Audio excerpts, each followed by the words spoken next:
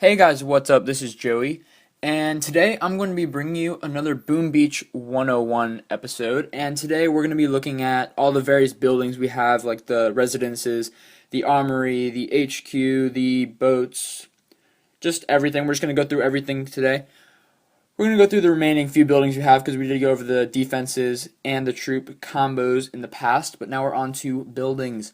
So now, first off, I'm going to be looking at the residence. Now, the residence, its pretty much main function is to produce gold. That's pretty much it. And when you do upgrade it, you increase its health, you increase the max capacity for gold and the gold per hour. Now, these are really good, these are great sources of gold. Once you get them higher, upgraded and everything, once you upgrade them more and more, they just get better and better.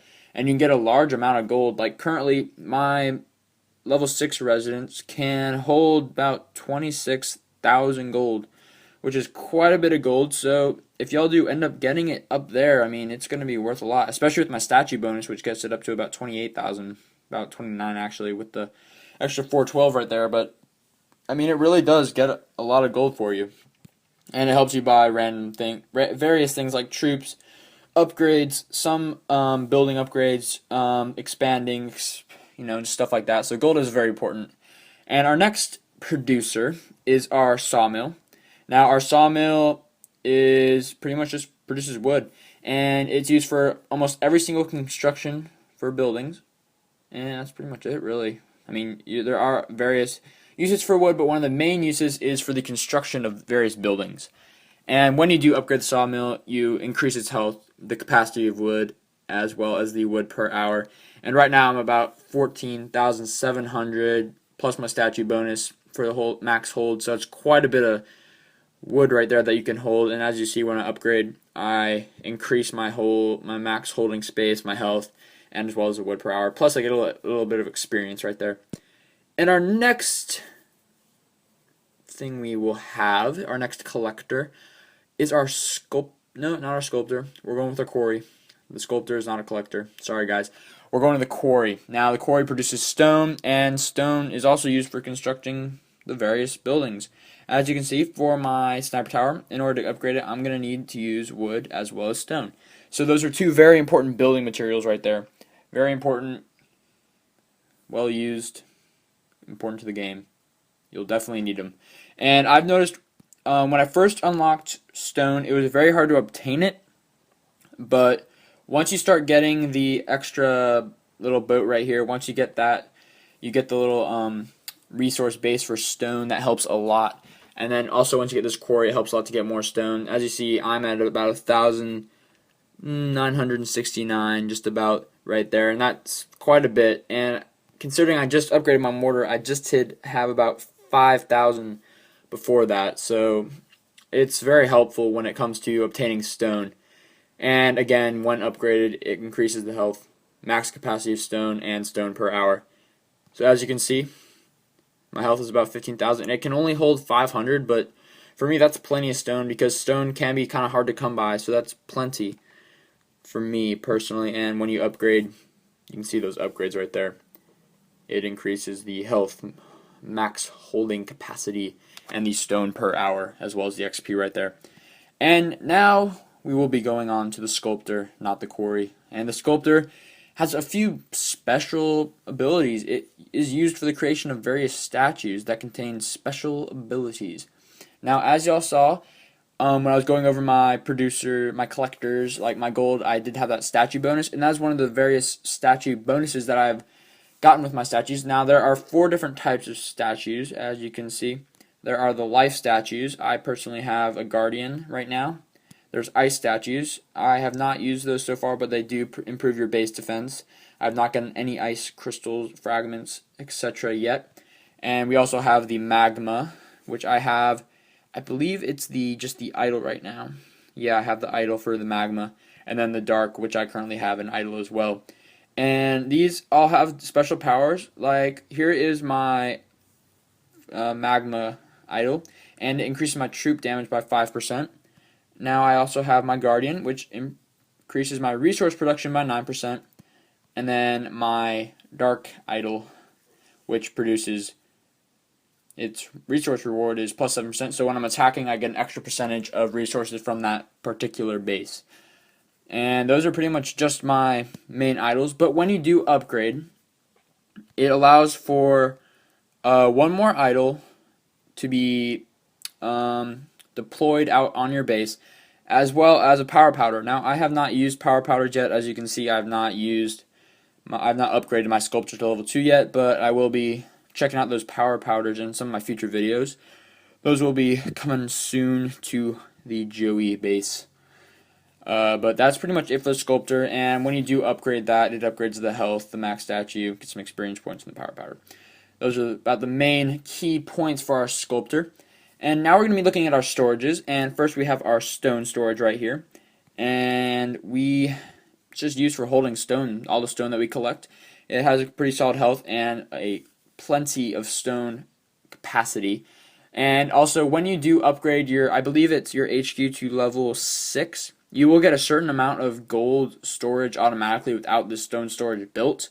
So on top of this initial 4,000 right here, you'll have a little bit extra. But whenever you do upgrade your stone storage, increases the health and max capacity of stone. Now, all the stone collected from your quarry, from your little boats, from the resource islands, as well as any attacked islands, resources, stone gained, that is where it's held and kept safe from other people, but it can still be stolen, sadly, from enemy troops. And now we're going to be moving on to the stone storage. Not stone storage, pardon me. The wood storage. And that is used to hold all the wood that we gather from the sawmill, the boats, as well as any raids / attacks we do on other bases. And that's pretty much the main thing, as well as when you upgrade it, it increases the health. It increases the max capacity of wood. And now we're going to do our one more is our gold storage. And that also houses all the gold loot that you have gotten from the residences, from the boats, as well as any resources obtained from various village attacks. And again, when you upgrade it, increases the health and the max capacity of gold. Now next we have a very interesting storage, the vault.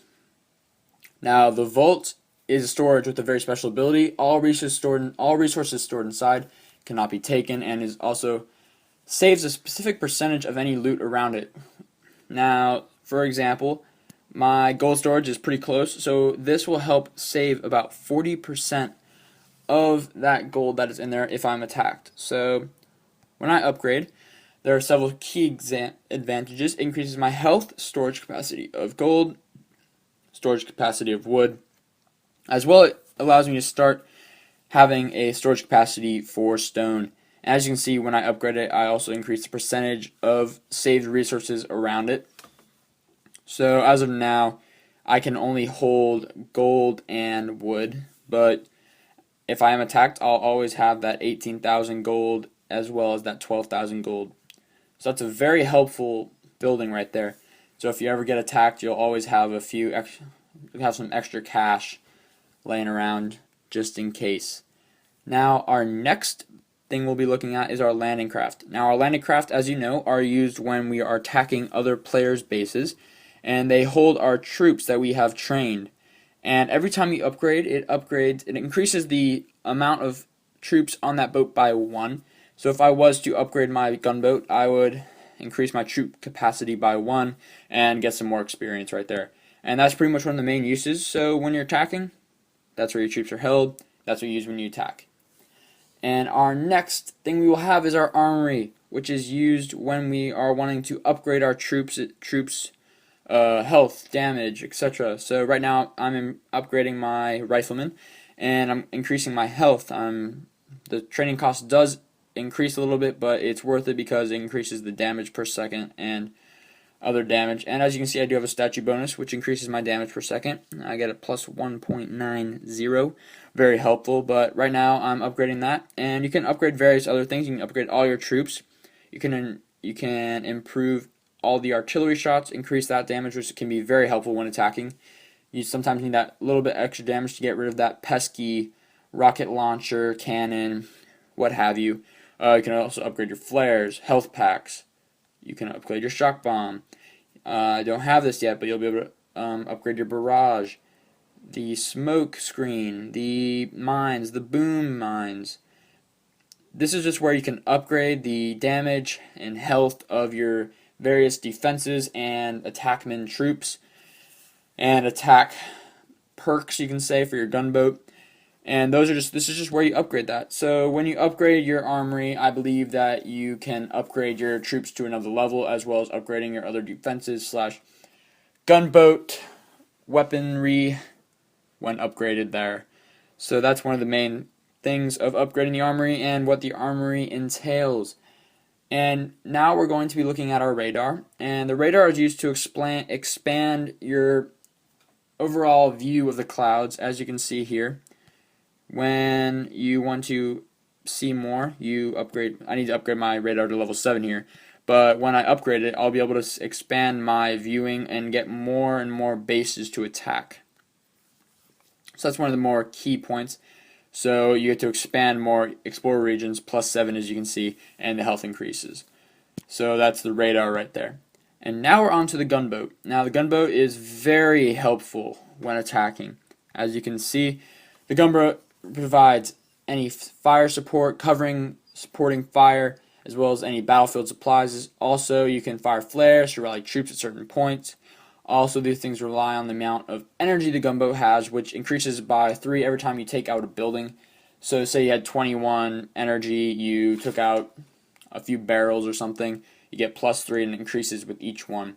Now each of these various attacking ammunitions do cost various amounts, but we're just going to look here for those different ammunitions. Here you have the artillery, which is used to inflict damage on the opposing weaponry, get rid of mines, just various things to cause damage before you send in your troops.